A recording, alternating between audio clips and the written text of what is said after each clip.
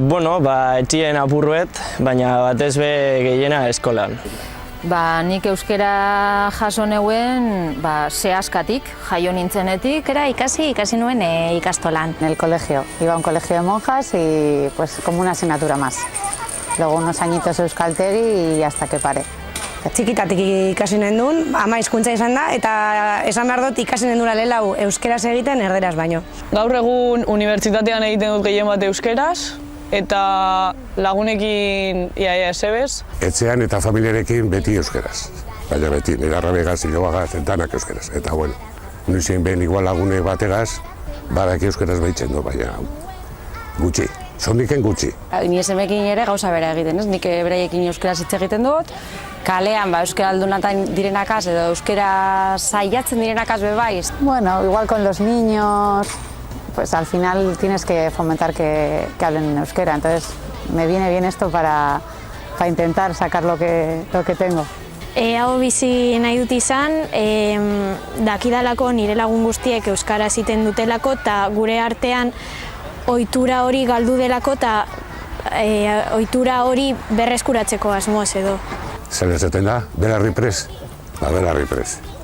Nahi duena, guztia zeiten zer nahi bizi, baina, bueno, ez dute ditzen euskera hain.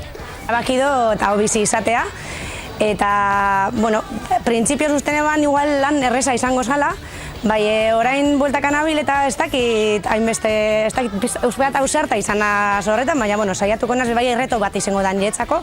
Belarri prest. Nidan albertzen dut, baina kostatzen zait espresatu edo hitz egiten edo... Hau bizi izatea erabaki dut.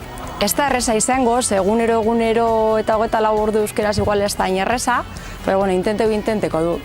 Izango naz hau bizi, beti ingo dut euskeraz, eta hori, txapa ikusten dudanean, euskeraz. Eta ez daukaten hori, lehengo hitza euskeraz izango da, eta gero ez badakitxe, erderaz. Belarri prest rola hartuko dut. Unibertsitatean eta lan hitz egiten dut euskeraz, baina sondikan gehien bat gazteleraz egiten dut lagunekaz. Nik nire buruari ipinotzean erronka da, jente hori, euskeraz ulertzen duen jente hori, baina erderaz egiteko edo harremantzeko dekodan ohitura hori aldatzea. Eta asko pentsatu ostean, hau bizi izatea erabaki dut. Euskeraz eta erderaz izango zete behia animaten badera parte hartu.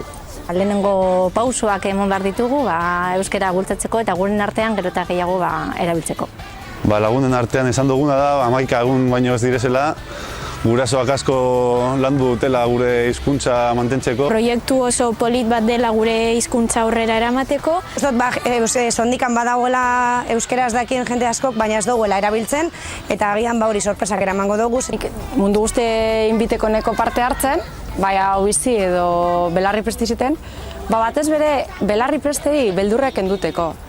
Gurea dan ondaria da, guk mantentzen ez badugu galdu ingo da, eta uste dut esfortzu txiki bat 11 egun gure bizitzan ez tala ezer eta merezi du dauela. Kendu lotxa y venga, apuntaros.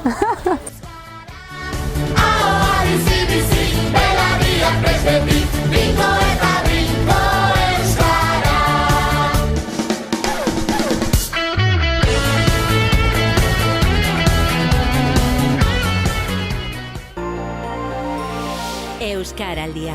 11 egun euskaraz ahal den guztietan. Batu egingo gaitu.